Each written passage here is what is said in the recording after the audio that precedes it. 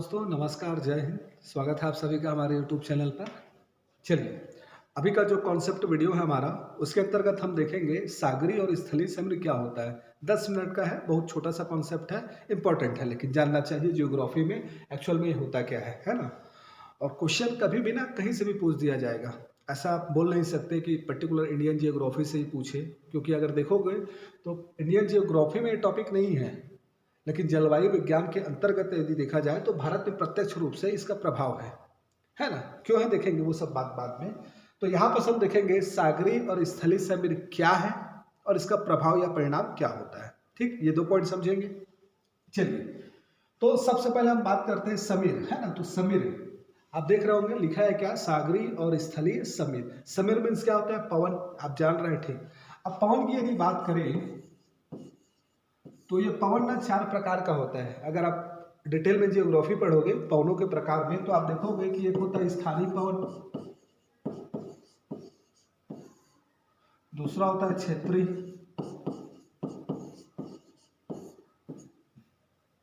तीसरा होता है आपका मौसमी, और एक होता है दैनिक पवन। ठीक है, अगर आप एक तरफ से और बोलना चाहें तो स्थानीय को ही हम क्षेत्रीय बोल सकते हैं, और एक हम रख सकते हैं वहां पर क्या, भूमंडली। कौन सा, भूमंडली। ये पवनों के 4 प्रकार होते हैं। ठीक है, इस प्रकारों में से देखा जाए तो दैनिक प्रकार के अंतर्गत आता है सागरी और स्थलीय समुद्र। ठीक है, ये 4 प्रकार के अंतर्गत आते क्या क्या ना बात है, कभी बताएंगे जियोग्राफी का सिस्टमेटिक ढंग से जब वीडियो डालेंगे वर्ल्ड जियोग्राफी जलवायु विज्ञान में। ठीक है, व्यापारिक, पछुआ, स्थानीय, चिनूक, सिराको, फोन, ये सब, ब्रिस्टल, सब इसमें आता है आपका स्थानीय में। मौसमी में मुख्य रूप से आपका आता है क्या, मौसमी में मानसून और लू, दैनिक में ये आ रहा है। ठीक है, चलिए, तो सबसे पहले याद रखना कि भाई दैनिक पवन है। ठीक है, सागरी और स्थलीय समुद्र कौन सा पवन है, दैनिक पवन है। सबसे पहले इसी को याद रखना। ठीक है, कि ये दैनिक पवनों की श्रेणी में आता है। अब देखो भाई, पवन जो है ना, पवन की जो गति है, ये गति ना हमेशा एनी टाइम पवनों की जो गति होती है, ये लो प्रेशर और हाई प्रेशर, अभी बताऊंगा क्या होता है। तो याद रखिएगा, पवनों की गति हमेशा हाई प्रेशर से लो प्रेशर की ओर होती है। कहाँ होती है, हाई प्रेशर से लो प्रेशर की ओर। ठीक, तो पवनों की गति होती कहाँ है, हाई प्रेशर से लो प्रेशर की ओर। ये जानना पड़ेगा ना, इसको जाने बिना हम इसको नहीं समझ सकते। दूसरा चीज, अब ये हाई प्रेशर और लो प्रेशर क्या है, तो याद रखिएगा तापमान, फैक्टर क्या है यहाँ पर, तापमान। तापमान यदि ज्यादा है, तापमान यदि कम है, तापमान यदि ज्यादा होता है तो गर्म क्षेत्र निर्मित होता है। क्या, गर्म क्षेत्र, उसी को हम बोल देते हैं क्या, लो प्रेशर। इस लो प्रेशर में जो वायु है, वायु क्या हो जाती है, हल्की और भारी। क्या हो जाती है, हल्की और भारी। और हल्की और भारी होकर ये वायु ऊपर की ओर उठती है। कहाँ उठती है, ऊपर की ओर उठती है। इसी प्रकार जहां तापमान कम होता है, तापमान कम होता है, तो वहां पर बनता है हाई प्रेशर, ठंडा क्षेत्र, ठंडा क्षेत्र। और हाई प्रेशर में क्या होता है, ये जो वायु है, ये वायु ठंडी और भारी होकर, ठंडी और भारी होकर कहाँ बैठती है, नीचे बैठती है। कहाँ बैठती है, नीचे बैठती है। इस चीज को समझो, ये कॉन्सेप्ट है। तापमान कारक हमें, तापमान ही डिसाइड करेगा कि लो प्रेशर बनेगा या हाई प्रेशर बनेगा। तापमान ज्यादा है, निम्न वायुदाब का क्षेत्र, हिंदी में क्या बोलते हैं, निम्न वायुदाब का क्षेत्र, लो प्रेशर। तापमान कम है, क्या बनेगा, उच्च वायुदाब का क्षेत्र। बात क्लियर। ठीक, अब अगर तापमान ज्यादा है तो वायु हल्की और गर्म हो जाएगी और ऊपर की ओर उठेगी। यदि तापमान क्या है, कम है, उच्च वायुदाब का क्षेत्र है, तो वायु ठंडी और भारी हो जाएगी, नीचे की ओर बढ़ जाएगी। ठीक, अब देखो मैं क्या बोला, अगर ये कोई क्षेत्र है पूरा, यहाँ पर बन गया आपका लो प्रेशर और यहाँ पर क्या है, हाई प्रेशर। तो लो प्रेशर से वायु ऊपर उठती है और यहाँ से नीचे बैठती है। अब यहाँ से ये ऊपर उठ रहा है तो ये खाली स्पेस हो गया ना, भाई कोई क्षेत्र है, वहां से वायु अगर ऊपर उठ रहा है तो स्पेस खाली हो रहा है, रिक्त हो रहा है जगह, तो उस रिक्त को भरने के लिए तुरंत हाई प्रेशर से वायु लो प्रेशर की ओर प्रवाहित होती है। इसीलिए मैं बोला आपको क्या, वायु हमेशा हाई प्रेशर से लो प्रेशर की ओर प्रवाहित होती है। इतना समझ गए होंगे तो हम लोग समझते हैं सीधा सागरी और स्थलीय समीर, इतना जानना जरूरी था। अब देखो सागरी और स्थलीय समीर, ठीक है। तो आपको अभी बताया कि ये सागरी और स्थलीय समीर जो है ये क्या है, दैनिक पवन है। क्या है, दैनिक। अब पहले सागरी को समझ लो फिर स्थलीय को समझेंगे। देखो सागरी पवन का संबंध है दिन से और इसका पवन का संबंध है रात से। मैं अभी बोला ना कि ये दैनिक पवन है, दैनिक, ठीक। तो इसका संबंध दिन से है, इसका संबंध किससे है, रात से है, ठीक। अब सागरी को समझते हैं। जैसे मान लो मैं आपके सामने एक बना दिया, स्थल और समुद्री सतह बना रहा हूं, ठीक। ये आपका स्थल हो गया, स्थल वाला पार्ट, और ये आपका क्या हो गया, समुद्र वाला पार्ट, ठीक है। इतना समझ में रहा है। अब बात समझाए, आप लोग को पता होगा तो ठीक है, नहीं पता होगा तो आज जान लीजिए, समझ लीजिए और दिमाग में बैठा लीजिए बात। देखो भाई, जो पानी है ना वो स्थल की तुलना में, या आप हम ये बोल सकते हैं जो समुद्री सतह है वो स्थल सतह की तुलना में यदि इन दोनों की तुलना करूं, दोनों में ऊपर से सूर्य की किरणें यदि पड़ रही हैं तो ये वाला देर से गर्म होगा समुद्री सतह, और ये जल्दी गर्म होगा।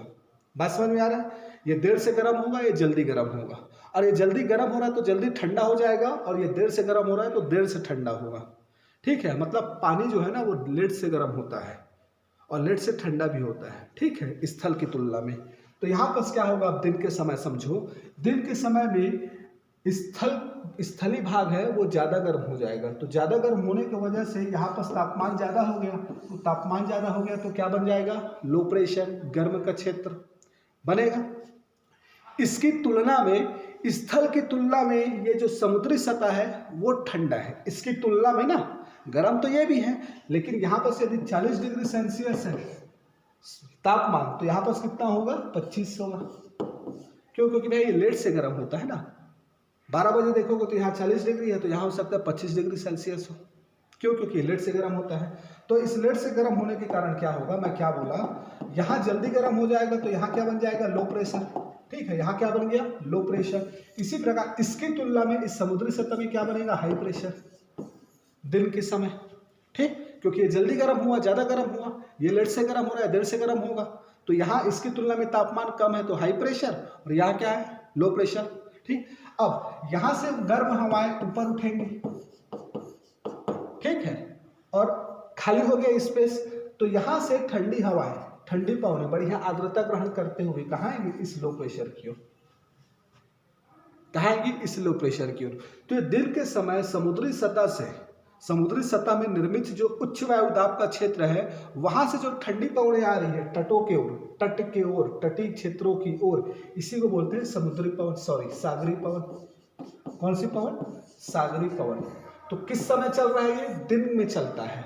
कब चलता है, दिन में चलता है, इस चीज को याद रखना है। कौन सी पवन है, दैनिक पवन है, इसको भी याद रखना है, ठीक है। अब चलो अगला पॉइंट, अब बात करता हूं मैं स्थलीय की। तो मैं क्या बोला, रात में, ये क्या चलता है रात में, तो फिर से मैं वही बना रहा हूं, ये सतह, समुद्री सतह, स्थलीय सतह, ठीक। ये स्थल, ये समुद्र। अब अभी मैं बताया था कि भाई जो समुद्री सतह है वो देर से गर्म होगा और देर से ठंडा होगा, और ये है जल्दी गर्म होगा, जल्दी ठंडा होगा। तो रात को क्या होगा, ये जो स्थल जो गर्म हुआ था वो हो जाता है ठंडा, जल्दी ठंडा हो गया। लेकिन ये जो गर्म हुआ है दिन भर में समुद्री सतह, वो अभी ठंडा नहीं हुआ है, वो अभी भी गर्म है थोड़ा, और तुलना करोगे तो इसकी तुलना में गर्म है। तो अब गर्म क्षेत्र कौन सा हो जा रहा है, समुद्री सतह, और ठंडा क्षेत्र कौन सा हो जा रहा है, तटीय क्षेत्र। तो तटीय क्षेत्र कौन सा क्षेत्र हो जा रहा है, ठंडा, तो यहाँ पर बन जाएगा हाई प्रेशर।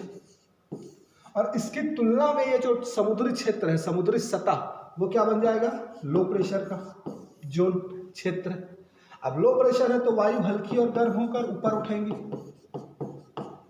खाली हो गया जगह खाली हो गया, भरने के लिए इधर से दौड़ेगा ना भाई, तो यहाँ से फिर से आएगा पवन। यहाँ की ठंडी पवनें किधर जाएंगी, इधर जाएगी। ये कहाँ जाएगी, इधर जाएगी। तो स्थलीय समीर जो है रात को चल रही है। बात समझ में आ रहा है, अब समझिए। देखो अब ये स्थलीय समीर है जो जा रही है वो क्या है, ठंडी पवन है, और जो उधर से आ रही है वो इधर से जो आ रही है हाई प्रेशर से वो भी क्या है, ठंडी पवन है। तो इसके कारण अब हो क्या रहा है, देखो दिन के समय में यहाँ के तापमान में ज्यादा वृद्धि नहीं हो पाता भाई। अगर देखो यहाँ से गर्म वायु ऊपर उठा तो यहाँ से ठंडी पवनें तो आ जा रही है ना समुद्री सतह से दिन में, जिसको हम सागरीय समीर बोल रहे हैं।